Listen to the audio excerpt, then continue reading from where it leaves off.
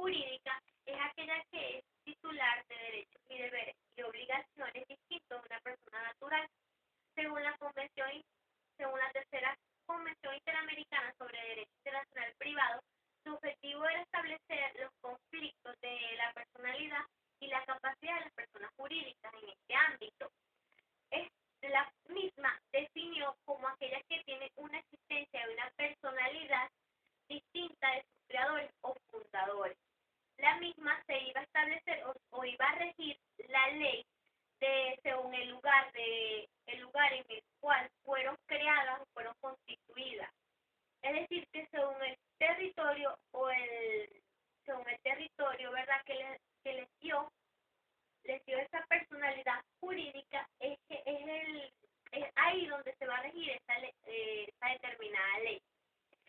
La misma estableció que en cuanto a la ejecución de aquellos actos que puedan emanar, se va a regir por el lugar en el cual fueron celebrados fueron celebrados. Los contratos internacionales se trata de aquellos en los cuales las partes las partes tienen su nacionalidad, domicilio o residencia en estados diferentes.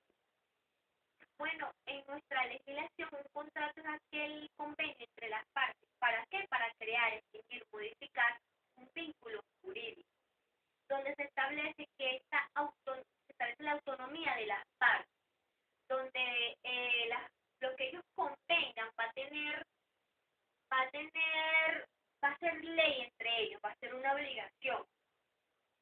¿Qué sucede? Que según la Ley de Derecho Internacional Privado, en su artículo 8 establece que hay una limitación, que es cuando va en contra de los principios generales del derecho y del orden público.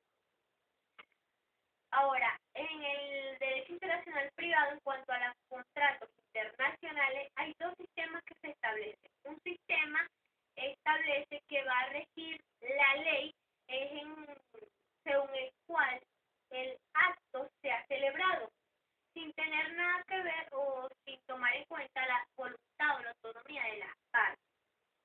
El segundo sistema me establece lo contrario, no va a ser tanto el lugar de las partes, sino donde se va a realizar o se va a ejecutar o se va a cumplir la obligación de ese contrato, donde se va a regir esa determinada ley. ¿Cuál sistema adopta nuestra legislación venezolana?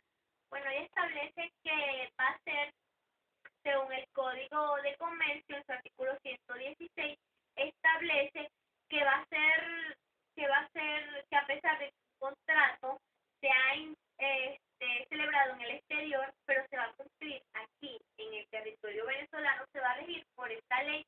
¿Por qué? Por la legislación venezolana.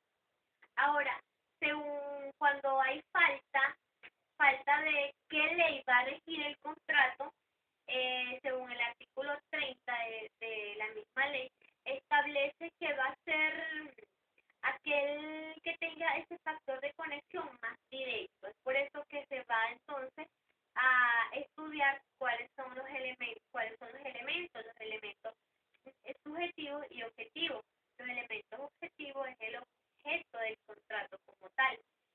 Y de aquellos elementos subjetivos es aquella nacionalidad, domicilio de